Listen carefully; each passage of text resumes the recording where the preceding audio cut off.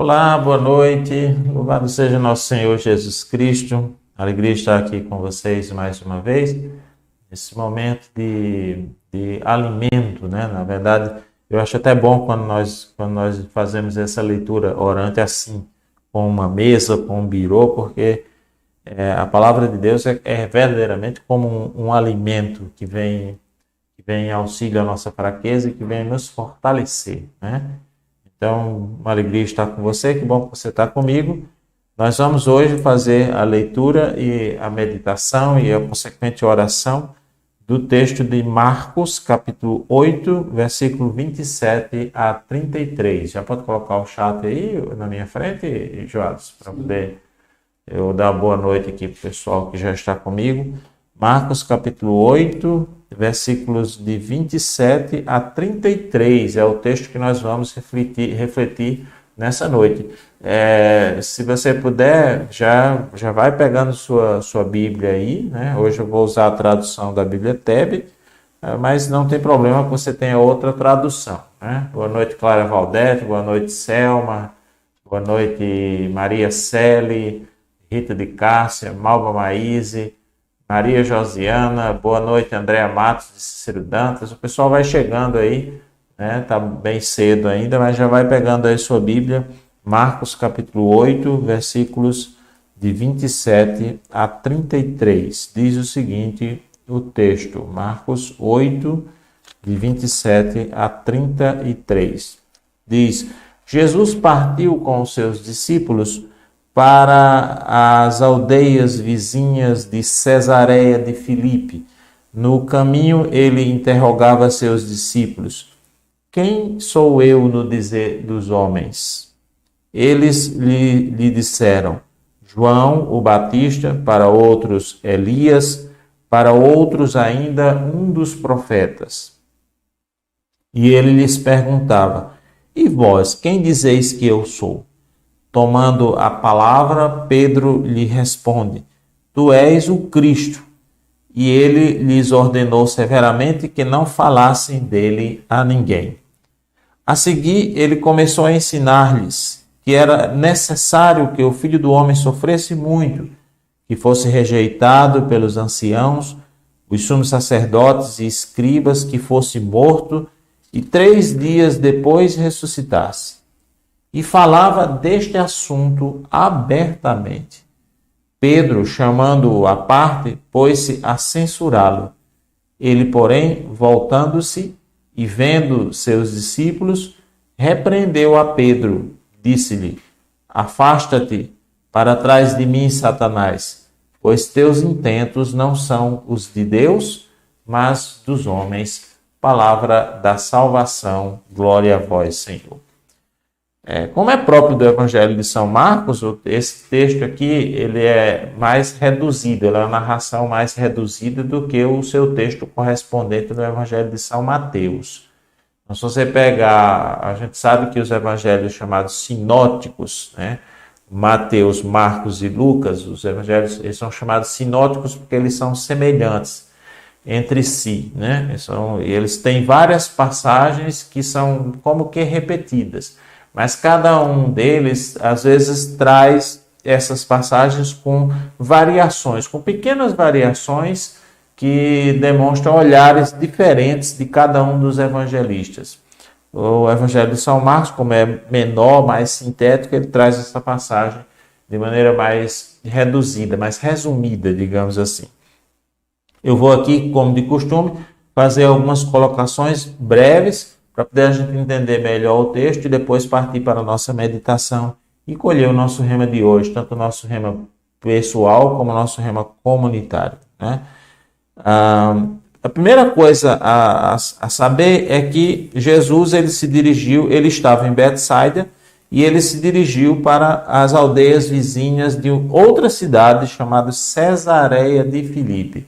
Filipe aqui não é o Filipe apóstolo, né? Cesareia de Filipe não está dizendo que Cesareia era a cidade natal de Filipe apóstolo. Como nós sabemos, Filipe apóstolo era natural de Betsaida, né?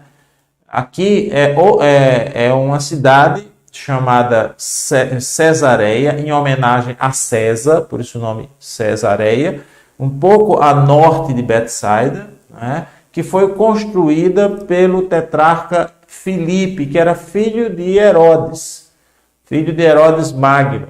Então, por isso que chama-se Cesareia de Filipe. Ele pegou a cidade, até que já existia, fez umas reformas, umas construções, colocou o nome em homenagem ao imperador de Roma, porque a gente sabe que aquela região era dominada por Roma, portanto tinha esse tipo de influência política, né? Desde aquela época já tinha isso, não é de hoje, né? Que a gente tem essas questões políticas envolvidas nas nomenclaturas das cidades, das ruas, das obras, etc.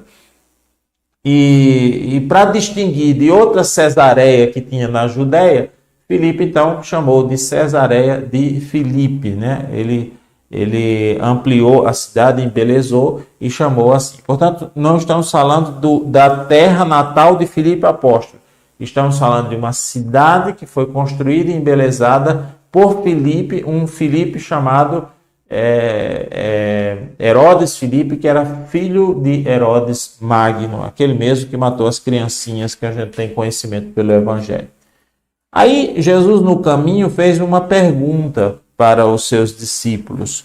Jesus perguntou e parece, a gente vê pelo contexto, você observando direitinho, parece que Jesus tinha uma intenção de saber qual era o estágio de compreensão dos discípulos a respeito dele. Até porque ele precisava ir adiante no seu ensinamento. É como se tivesse duas etapas. Primeiro, os discípulos tinham que entender que Jesus era o Messias, aquele mesmo que foi profetizado no Antigo Testamento e que viria para salvar o povo. Depois, Jesus deveria esclarecer o que esse Messias deveria fazer, porque eram duas etapas importantes desta compreensão. Não era suficiente para os discípulos somente saber que Jesus era o Messias, porque havia ambiguidades em relação a esse título. Por exemplo, poderia-se pensar que os discípulos mesmo poderiam pensar como há evidências do Evangelho que eles pensaram assim, de que o reino de Jesus era deste mundo. Então, ele era um Messias que veio estabelecer um reino deste mundo. Ele é o Messias? Mas o seu reino não é deste mundo. Esse ensinamento posterior que Jesus precisava comunicar, mas antes precisava dessa base.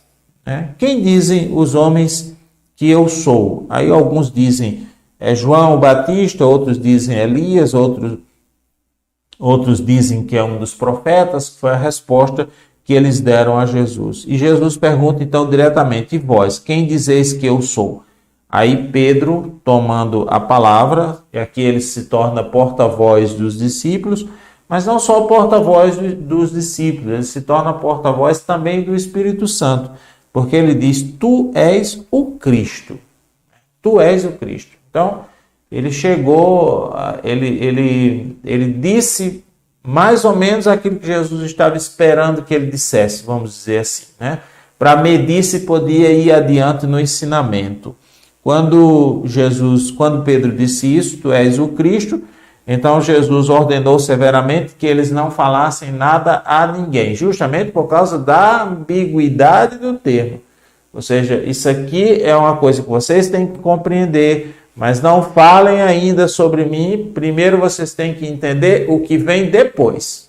Tá? Então vejam como é que Jesus vai desenvolvendo esse itinerário formativo aqui de ensinamento com seus discípulos. Jesus era um professor muito bem preparado, né? Era um pedagogo, ele tinha uma didática fantástica para poder ensinar as coisas. Qualquer professor sabe que a gente deve ensinar as coisas gradativamente, né? A pessoa vai aprendendo uma coisa, você vai, em cima daquilo que ela aprendendo, você vai ensinando outras coisas. O ensino é, como nós dizemos, cumulativo. Então, por isso Jesus proíbe, né? Não diga ainda. Isso aqui é como se fosse, meus irmãos, a metade da faculdade, vamos dizer. Você com a metade de faculdade, você não pode exercer ainda a profissão. Você precisa completar a faculdade. Então, é como se Jesus estivesse dizendo, olha, vocês entenderam uma coisa, e isso é verdadeiro, mas vocês ainda não estão preparados para comunicar quem realmente eu sou, porque vocês precisam saber que tipo de Messias eu sou. Né? Então, notem bem a comparação. Se você está fazendo um curso, você fez a metade de um curso. É claro que aquilo que você tomou conhecimento na metade do curso é verdade e pode lhe servir de alguma forma, mas não autoriza você a ser um professor, um ministrador daquele curso, ou exercer a profissão para a qual o curso inteiro lhe prepararia. Então, foi isso que aconteceu aqui, muito provavelmente, nesse texto do Evangelho. Depois que Jesus nota que eles já estão compreendendo isso, né, de que ele é o Cristo, faz essa ressalva de que eles não falem ainda a ninguém. Aí, a seguir, olha o texto, começou a ensinar. Então, ele parece entender que dava para ir adiante. E começou a ensinar-lhes que era necessário que o Filho do Homem sofresse muito, que fosse rejeitado pelos anciãos, os sumos sacerdotes e os escribas, que fosse morto e 3 dias depois ressuscitasse. Olha o ensinamento posterior. É como se Jesus estivesse dizendo, eu sou esse Messias aqui. O Messias que o reino não é deste mundo, o Messias que vai sofrer, que vai padecer, que vai ser rejeitado pelos anciãos, sumos sacerdotes e escribas. Anciãos, sumos sacerdotes e escribas é uma maneira de designar o chamado Grande Sinédrio, que era o colégio de 71 membros que governava o povo judeu. Os anciãos eram homens da aristocracia leiga, os sacerdotes eram os representantes das famílias, das castas sacerdotais, e os escribas, que eram, na sua maioria, fariseus, pessoas que interpretavam a lei. Né?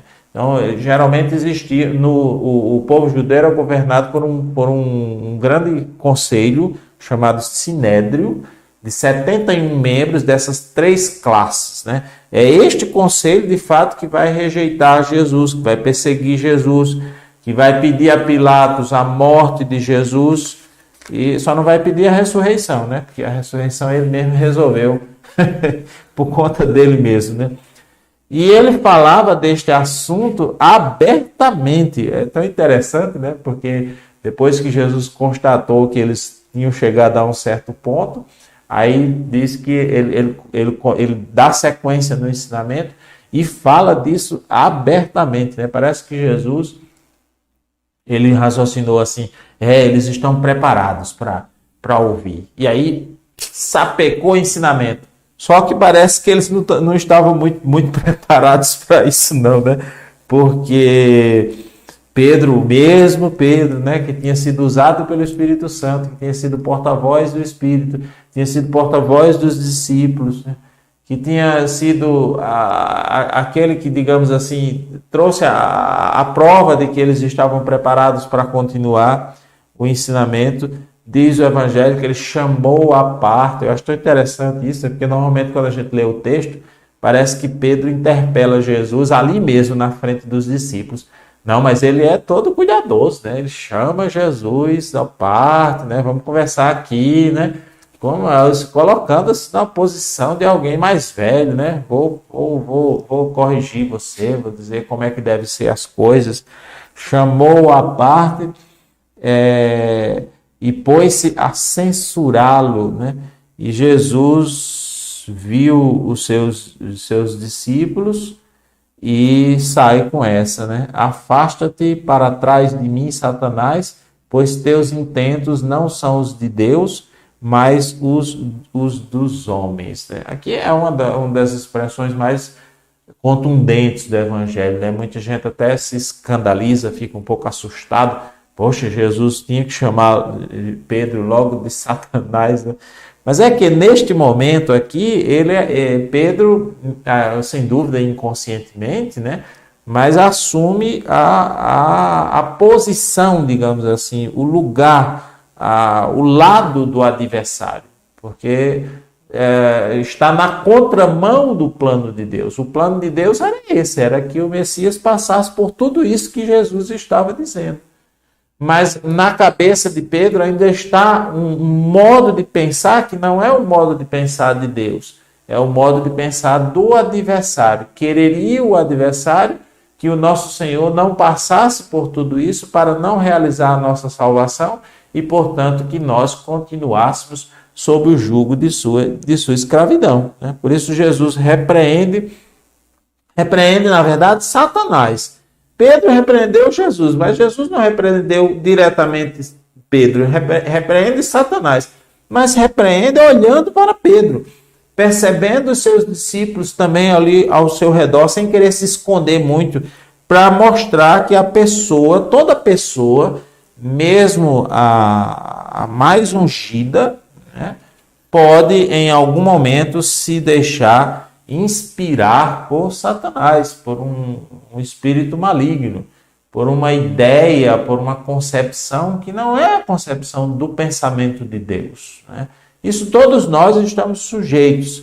E nestes casos, quiséramos nós que o nosso Senhor sempre repreendesse as forças espirituais que nos inspiram negativamente, que nos retiram nossos pensamentos de Deus. Né? Nós não devemos ter nenhum preconceito, nenhum medo quanto a isso, porque faz parte da nossa natureza pecadora, né, da nossa natureza decaída, muitas vezes não conseguir compreender bem qual é o plano de Deus e a vontade de Deus, como aconteceu aqui com Pedro, né? E neste caso nós nos colocamos muitas vezes no lado do adversário quando queremos desqualificar, descaracterizar aquilo que é a vontade de Deus. Deus quer uma coisa e nós, até com boas intenções, mas estamos querendo outra coisa. E nestes casos tem que repreender mesmo. Nós mesmos devemos repreender. Nós mesmos devemos repreender os sentimentos ruins, os sentimentos que não vêm de Deus, aquilo que a gente consegue discernir e aquilo que a gente não consegue discernir, nós devemos sempre pedir a Deus a inspiração, a clareza, o dom do discernimento, para nunca sermos inspirados pelo Satanás, e sim sempre inspirados pelo Espírito Santo. Hoje está diante de nós, talvez, essas duas coisas, né? Que momento nós queremos, qual é o Pedro, digamos assim, que nós queremos ser, né? Este que passa na prova, que é ungido pelo Espírito Santo, que diz, Jesus, tu és o Messias, que reconhece algo que nem todo mundo está reconhecendo, ou este Pedro que, influenciado pelo pensamento mundano e pelas suas tendências pecaminosas, acaba se posicionando contra a vontade de Deus. Está diante de nós a palavra e nós podemos fazer esta escolha, porque o Espírito Santo nos concede esta graça. Meditemos na leitura novamente, né? Eu sempre quero dizer segunda leitura, mas segunda leitura é coisa da missa, né? É a leitura de novo, né? Nós vamos fazer a leitura novamente. Jesus partiu com seus discípulos para as aldeias vizinhas de Cesareia de Filipe. Já sabemos, a norte de Betsaida, né? Não é a cidade natal de Filipe apóstolo, é uma cidade construída por Filipe, filho de Herodes Magno. No caminho, ele interrogava seus discípulos: quem sou eu no dizer dos homens? Eles lhe disseram: João o Batista, para outros Elias, para outros ainda um dos profetas. E ele lhes perguntava: e vós, quem dizeis que eu sou? Veja, a pergunta para medir se os discípulos já compreenderam uma certa etapa, para depois dar continuidade ao ensinamento.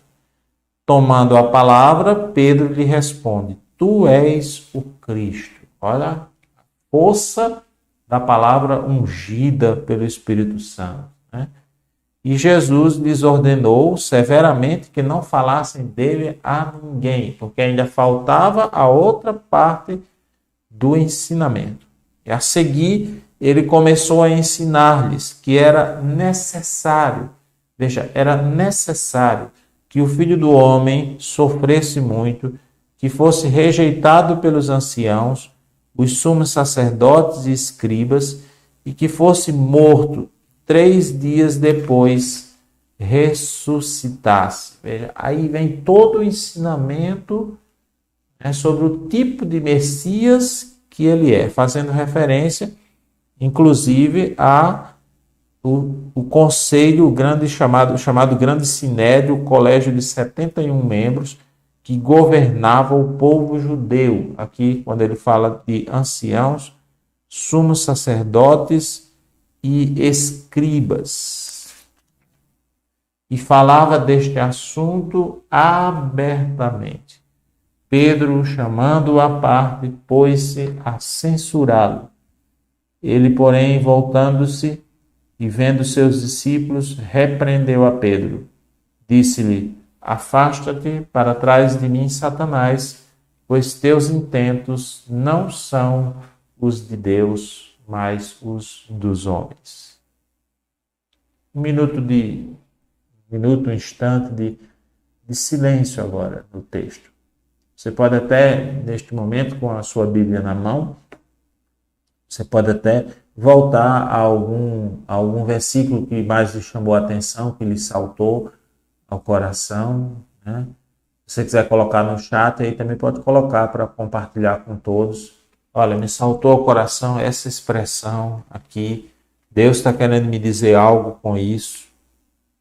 Aqui é o momento em que a palavra de Deus ela vai entrar concretamente na sua vida. Volto a dizer, como sempre digo, ou um versículo em específico, ou todo o texto inteiro também, ele pode ser no seu conjunto, um rema para nós. Como, por exemplo, aqui, isso que eu chamei a atenção de vocês. Qual Pedro que eu quero ser? E isso suscita a nossa oração, né? Suscita a nossa oração. Então, se você alguma coisa lhe chamou a atenção, lhe saltou ao coração, até volte lá na Bíblia, veja, fica olhando o texto. O olhar sobre o texto é uma coisa muito interessante. A gente mesmo que não tenha assim um grande êxtase, né? Muita gente acha que a leitura da Bíblia precisa ser um grande êxtase. Não, uma simples contemplação como esta, por exemplo, tu és o Cristo, né? Eu sinto mesmo aqui, quando eu li esse texto, eu senti a força dessa expressão. A força que é quando alguém diz uma palavra inspirada pelo Espírito Santo. Como seria bom, né? Se nós também pudéssemos dizer sempre coisas assim, né? Coisas inspiradas pelo Espírito Santo, ungidas pelo Espírito Santo. Carlinha está dizendo aqui como muda rápido do espírito para a carne, nós. Tem esse risco mesmo, viu? É um risco que nós devemos nos precaver contra. Pedir a Deus que nunca nos deixe sair com tanta rapidez assim. Não nos deixe sair nem rápido nem devagar, mas principalmente com rapidez. E, infelizmente a gente vê isso muito na vida da gente e na vida de outras pessoas. A gente está tão centrado às vezes em Deus, tão focado, tão ungido, mas depois, sei lá, se deixa levar por alguma coisa, por alguma tentação, por um pensamento que não é a vontade de Deus e sai da presença do Senhor. Então peçamos ao Senhor que Ele nos dê palavras inspiradas, palavras que vêm do pensamento de Deus. Francisco está dizendo aqui que o que saltou ao seu coração foi essa pergunta: e vós quem dizeis que eu sou? Quando essa pergunta salta ao coração, geralmente é Deus que está perguntando para você mesmo. Está fazendo essa pergunta, né? Quem dizeis que eu sou? Agora, vamos tomar cuidado com aquele tipo de colocação. Às vezes eu já vi muita gente, quando fala sobre essa passagem, diz assim: Jesus está querendo saber quem é Ele para você. Não é exatamente isso que Jesus está querendo saber. Jesus está querendo saber quem é Ele. É se você sabe quem é Ele. É diferente, viu? É diferente. Porque se a pergunta é feita dessa maneira, assim, quem é Jesus para você? Aí isso subjetiviza a coisa. Se alguém me pergunta, Ronaldo, quem é Jesus para você? Aí eu posso responder qualquer coisa e essa resposta é certa. Não, é meu melhor amigo, é meu Senhor, é meu pastor, é meu Salvador. Qualquer resposta está certa, porque a pergunta seria, né? Quem é Jesus para você? Mas a pergunta de Jesus no Evangelho, Jesus não está querendo saber quem é Ele para você. Viu, Francisco? Viu, vocês, irmãos? Quando se tiverem com essa palavra no coração agora, tenha certeza que Jesus está querendo saber se você sabe quem é Ele. Você sabe que tipo de Messias é Ele. Que se Ele é o Messias, o teu Salvador, o teu Senhor, e se você está disposto a seguir esse Salvador e esse Senhor, mesmo sendo um servo sofredor, tendo que padecer, tendo que sofrer, morrer, parecer um derrotado, mas ao terceiro dia ressuscitar.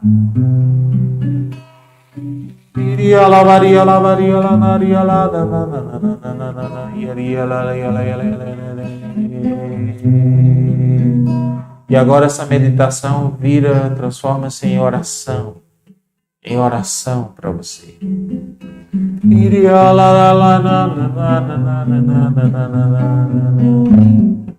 Se você ora no Espírito, comece orando no Espírito, porque isso ajuda inclusive a sintonizar-se com Deus profundamente.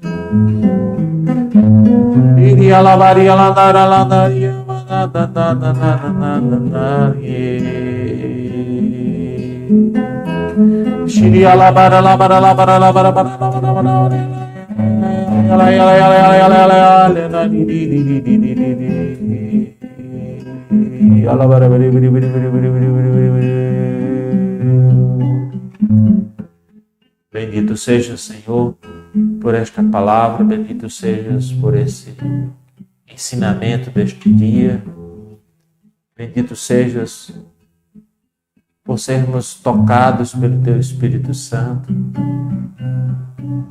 bendito sejas por nos falar hoje que queres que sejamos instrumentos Teus, não instrumentos de Satanás. Nós escolhemos nesse momento um lado, porque quem não está a teu favor está contra ti, Senhor. Nós escolhemos um lado, o lado é o teu lado. É o teu lado, é a tua vida, é o teu ensinamento, é a tua palavra. Nós reconhecemos a grandeza do teu senhorio. Que o teu Espírito Santo ensine agora a cada um de nós quem tu és verdadeiramente. Tu és o Cristo, o Messias, o Filho do Deus vivo, o Senhor. Unge-nos para que sejamos propagadores do Cristo total, inteiro, o Cristo que sofre, o Cristo, Senhor, que vai ser rejeitado pelos homens, pelos sumos sacerdotes, pelos anciãos, o Cristo morto, mas o Cristo ressuscitado.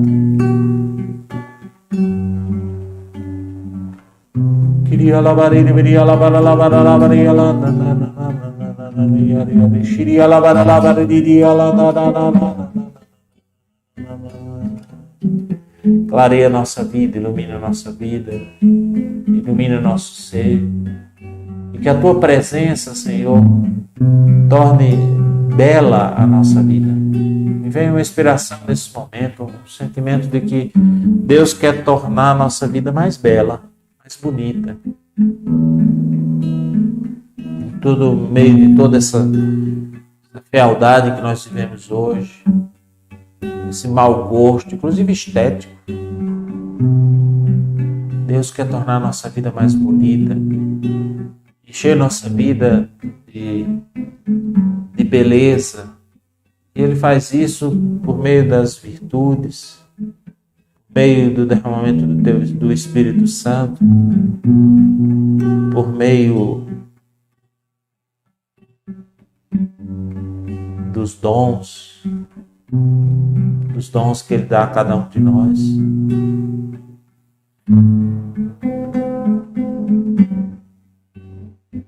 Deus vai tornando a sua vida mais bonita.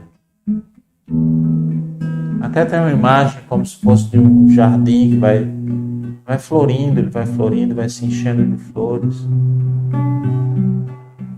E aquilo tudo vai abrindo, vai deixando, tornando-se atraente.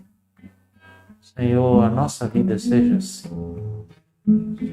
A nossa vida seja assim. Rezemos com esta moção. Peçamos isso. Peçamos isso. Nos deixemos conduzir por Ele. Rezemos também com esta canção. Sonda-me, Senhor, e me conhece. Quebranta o meu coração.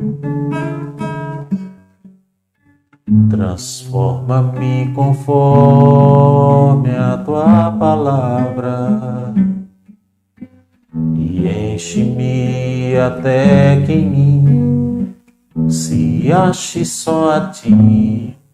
E então usa-me, Senhor. Usa-me como um farol que brilha à noite, como ponte sobre as águas, como abrigo no deserto, como flecha que acerta o alvo. Quero ser usado da maneira que te agrada, em qualquer hora, em qualquer lugar. Eis aqui a minha vida, usa-me, Senhor.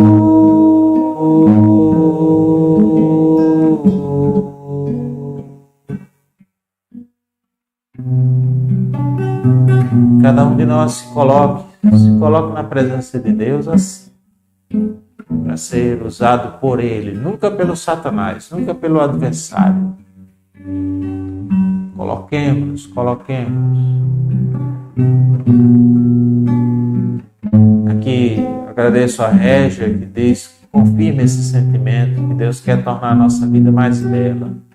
Sim, verdadeiramente mais bonita, uma vida bonita. Nós precisamos tanto nesse mundo, meus irmãos. Vidas bonitas, vidas que brilhem diante dos homens, para que os homens glorifiquem o Pai que está no céu. Isso se faz quando Deus nos orna com seus tesouros, com a sua grandeza, e quando Ele nos usa. Como um farol que brilha à noite, como ponte sobre as águas, como abrigo no deserto, como flecha que acerta o alvo. Quero ser usado da maneira que te agrada, em qualquer hora, em qualquer lugar. Eis aqui a minha vida, usa-me, Senhor. Sonda-me, quebranta-me, transforma-me, usa-me, quebranta-me, transforma-me, hoje me usa-me.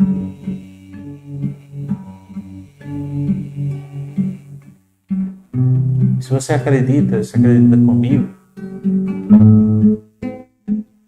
acredita em mim, acredita comigo nesta unção de Deus, nessa graça de Deus, você pode sair dessa noite aqui com muitos frutos na sua vida, frutos, flores, coisas que vão embelezar o seu interior, o seu coração. Por isso, cante comigo para encerrar. Como um farol que brilha à noite, como ponte sobre as águas, como abrigo no deserto, como flecha que acerta o alvo. Quero ser usado da maneira que te agrada, em qualquer hora, em qualquer lugar. Eis aqui a minha vida, usa-me, Senhor, Senhor.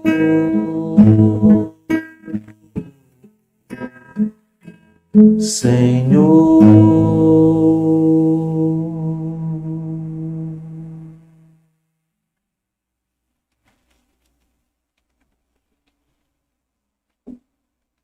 Um pouco de silêncio depois desta oração, né? Veja como é importante a gente fazer silêncio, né? O silêncio já acontece na hora da meditação e acontece também o silêncio na hora da contemplação, que é esse momento em que Deus faz na nossa vida. Nota que depois da oração a gente até sente no interior mesmo, sente no coração essa tranquilidade, na grande maioria das vezes, né? A gente sente essa tranquilidade interior.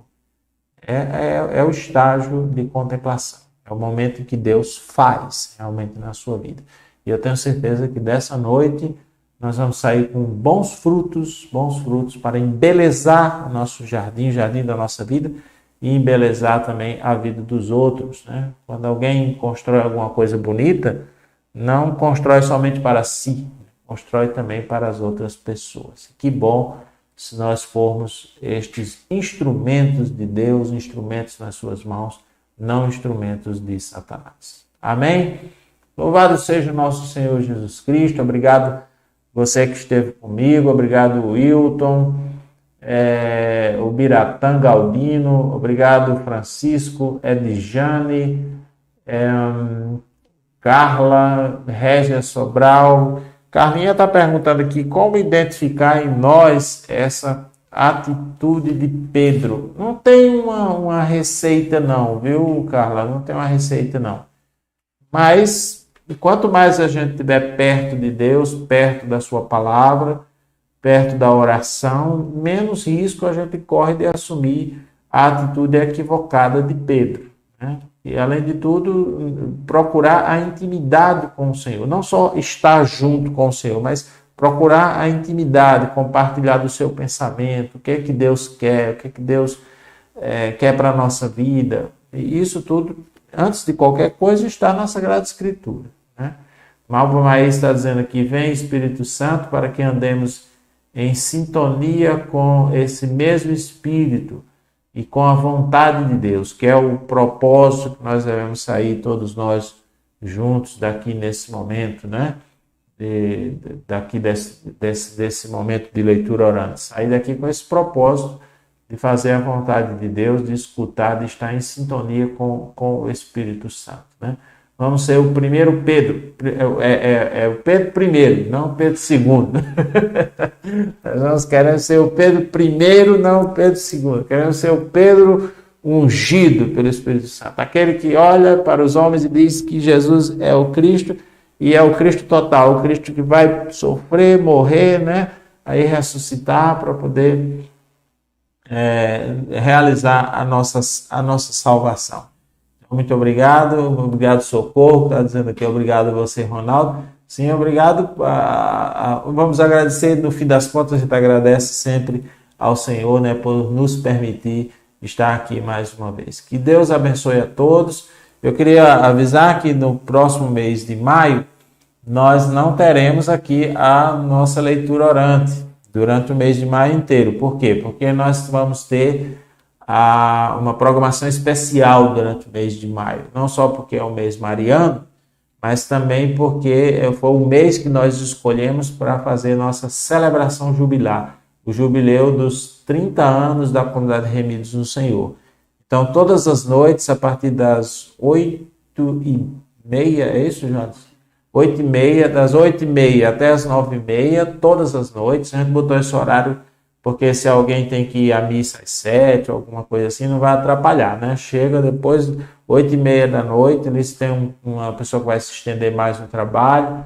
8h30 da noite, a gente começa até as 9h30, todas as noites, um momento de reflexão que você não vai se arrepender de participar. A Alessandra certamente estará conosco, acho que todas as noites, e os outros missionários da comunidade Remidos no Senhor.